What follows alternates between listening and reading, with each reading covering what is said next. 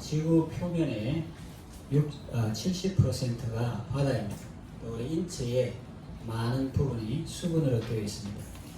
사람이 살아가는데 그만큼 물은 중요하다고 볼 수 있습니다. 무더운 여름날 물이 없으면 어떻게 되겠습니까? 물은 사람에게 생명과 같은 것입니다. 성령 하나님이 우리에게 바로 그런 존재입니다. 본문을 보면 예수님은 이 물과 내가 주는 물을 대조하시며 말씀하십니다. 이 물을 마시는 자마다 다시 목마르려니와 내가 주는 물을 마시는 자는 영원히 목마르지 아니하리라고 말씀하셨습니다. 예수님께서 말씀하시는 이 물은 사마리아 수가 동네에 있는 야곱의 우물에서 나오는 물입니다. 또한 영적으로 말하면 세상이 주는 만족입니다.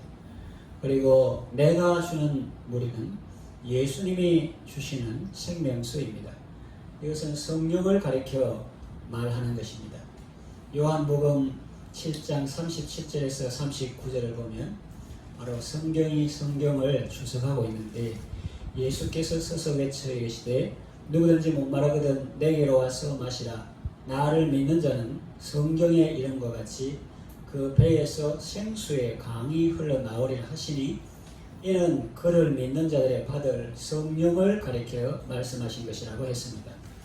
자, 그렇다면 주님께서 우리에게 주시는 물의 특징은 무엇입니까? 세상 물과 어떻게 다릅니까? 첫째로 내면에서 나오는 물입니다. 이것은 바깥에 떨어다니는 것이 아니고 그 속에서 나오는 물입니다.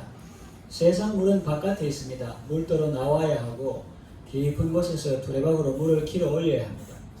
그러나 주님이 주시는 물은 그럴 필요가 없습니다. 우리 속에서 영혼의 극히 깊은 곳에서 나오는 물입니다. 사마리아 여인은 정오의 태양을 마다하지 않고 물길로 나왔습니다. 그동안 세상에서 만족을 얻어보려고 많은 노력을 하였습니다. 사람 사는데 만남과 이별이 얼마나 중요합니까? 그런데 이분은 남편 5이 지금까지 있었다고 합니다. 그 만남마다 그 헤어짐마다 얼마나 많은 기대와 아픔과 좌절이 있었겠습니까? 지금 있는 사람도 남편은 아닙니다. 주님은 이 사람의 아픔과 좌절과 곤고함을 아셨습니다. 그래서 이분을 찾아오시고 만나주시고 그 문제를 해결해 주신 겁니다. 수가성 여인은 예수님을 보고 처음에는 그저 단순한 유대인 남자로 알았습니다. 그런데 대화하다 보니 자신의 살아온 과거를 그리고 현재 상태를 정확히 아는 것을 보고 선지자구나 그렇게 생각했습니다. 그러다가 결국은 예수님의 말씀을 듣고 메시아로 인정하게 되었습니다. 무엇을 보고 알 수 있습니까? 물동이를 버려두고 마을에 예수님 소개하러 간 것을 보면 알 수가 있습니다. 거기서 이 여인은 동네 사람들에게 이렇게 말합니다. 29절 내가 행한 모든 일을 내가 지금까지 살아오면서 겪은 모든 일들을 내게 말한 사람을 와서 보라. 이는 그리스도가 아니냐. 히브리어 메시아를 당시 통용되는 헬라어로는 그리스도라고 했습니다. 이런 부험을 받은 자 곧 구세주라는 의미입니다. 당시 수가성 여인의 마음에는 아마 이런 고백이 가득 차고 넘쳤을 것입니다. 내가 지금까지 여러 사람을 만나고 세상 돌아가는 걸 보지만 늘 마음에 만족하기 없었는데 이제 참 이분을 만나니 마음이 시원하구나. 복음성과 가사로 말하면 사람을 보며 세상을 볼 때 만족함이 없었네. 나의 하나님 예수님을 볼 때 나는 만족하였네. 이젠 더 이상 빈 두레박이 아닙니다. 빈 두레박은 자기가 허전해가지고 뭘 좀 채우려고 다른 사람한테 가면 사람들이 다 자기가 위로받고 자기가 채워지기를 원하지 남 채워주기를 신경 쓰는 사람 별로 없거든요. 빈 두레박으로 다른 사람에게 외면도 또 어려움도 많이 당했지만 이제는 빈 두레박이 아닙니다. 가득 차고 흘러내리는 두레박입니다. 완전히 변화되었습니다. 자기가 기쁘고 즐거우니까 다른 사람에게 갈 수 있는 거죠. 이제는 갈증을 해결하려 세상을 찾아다닐 필요가 없습니다. 여기저기 떠돌아다닐 필요가 없습니다. 기구한 삶은 이제 끝났습니다. 새로운 삶이 시작되었습니다. 생수의 근원 되신 예수님을 만났더니 예수님께서 생수를 그 빈잔에 가득 채워주시고 흘러넘치게 하셨습니다. 그래서 이제부터는 없어서 허전해서 뭘 채우려고 다니는 삶이 아니라 가득 차고 흘러넘쳐서 복음 전하러 다니는 삶입니다. 진정한 변화는 자신이 아는 것입니다. 놀라우신 주의 은혜로 날마다 주의 낯을 배우는 여러분 되시기를 바랍니다. 하나님의 사랑으로 여러분의 심령이 가득 차고 흘러넘치는 복된 삶을 살아가시기를 바랍니다. 두 번째, 예수님이 주시는 물은 곧 성령님은 솟아나는 샘물과 같습니다. 아무리 좋은 물도 고갈될 때가 있습니다. 아무리 좋은 광산도 폐광될 때가 있습니다. 아무리 좋은 세상의 즐거움과 쾌락도 더 이상 만족을 주지 못할 때가 있습니다. 그러나 주님이 주시는 물은 솟아나는 샘물입니다. 영원히 솟아나 마르지 않습니다. 하나님께서 우리에게 기쁨을 주십니다.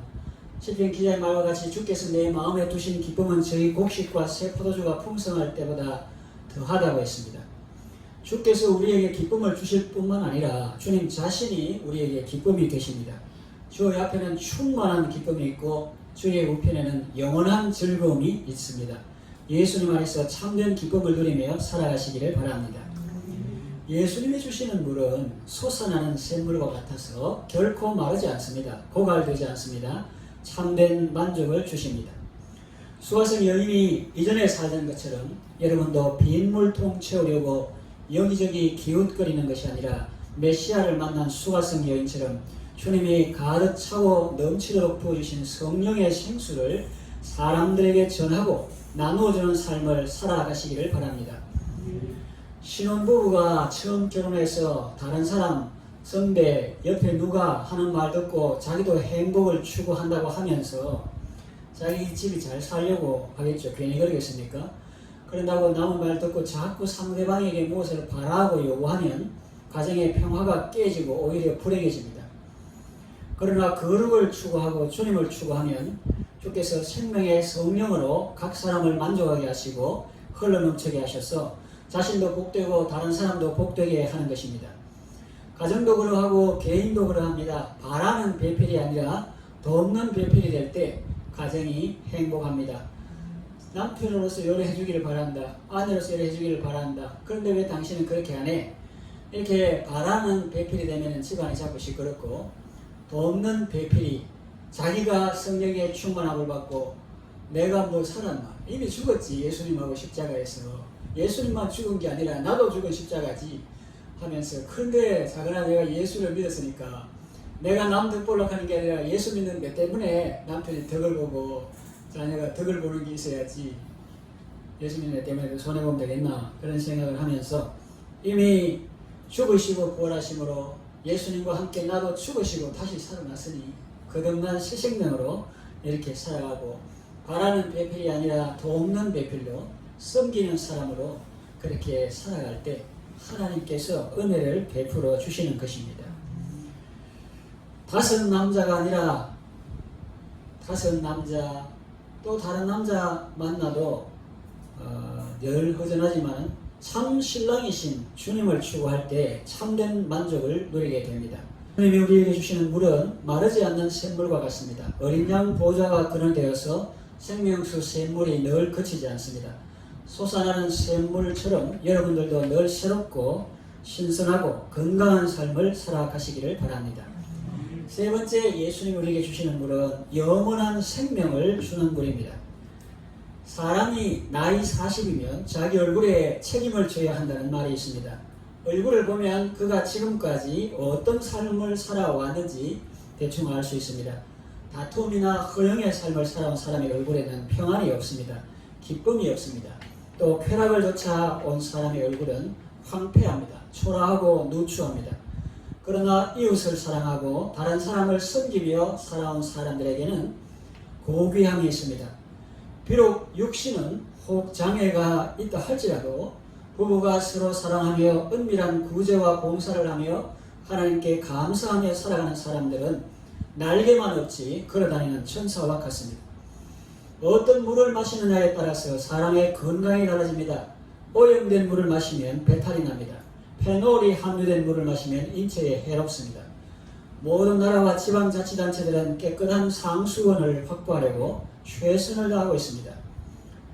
우리가 양산의 법기 수원지나 우리 봉암의 그 수원지나 어느 지방이든지 옛날에 사람의 급수 그걸 담당하는 곳에는 아주 깨끗하게 관리 보존 잘하고 있죠. 영적인 세계도 그러합니다. 세상 물은 탄산음료와 같아서 우선은 갈증이 해소되는 것 같지만 더 목마르고 건강에도 안 좋습니다. 그러나 주님이 주시는 물은 다릅니다. 영생하도록 솟아나는 샘물입니다. 그래서 그 물을 마시면 영원한 생명을 얻게 되는 것입니다. 성령님은 생명의 영이요 생명 주는 영입니다. 성령께서 오시니 골짜기에 마른 뼈들이 강한 군대가 되어 일어나고 또 오순절에 성령께서 오시니 신약 교회가 탄생되었습니다. 성령께서 오시니 어둠과 가난과 무지 가운데 있던 우리 민족이 살아나고 복을 받았습니다. 도움받던 나라에서 도움을 주는 나라로 우뚝 서게 되었습니다. 나라도 그러하고 한 사람의 개인의 생애도 마찬가지입니다. 구걸하는 인생이 나누어주는 인생이 됩니다. 물떠러 다른 곳에 다니던 인생이 이제는 다른 사람에게 생명수를 공급하는 인생으로 변화됩니다. 이 사람 저 사람 기대하며 의지하며 실망했던 사람이 이제는 주님으로 만족하고 사람들에게 생명의 복음을 전합니다. 이것이 바로 영원한 생명이 아니고 무엇이겠습니까? 성령님은 우리를 영원한 생명의 길로 인도하십니다. 성령 충만하여 영생의 삶을 누리는 여러분 되시기를 바랍니다. 말씀을 정리 요약합니다. 예수님은 말씀하십니다. 이 물을 마시는 자마다 다시 목마르려니와 내가 주는 물을 마시는 자는 영원히 목마르지 아니하리니 내가 주는 물은 그 속에서 영생하도록 솟아나는 샘물이 되리라 하셨습니다. 주님 주시는 물로 참된 생명의 삶을 누리시기 바랍니다.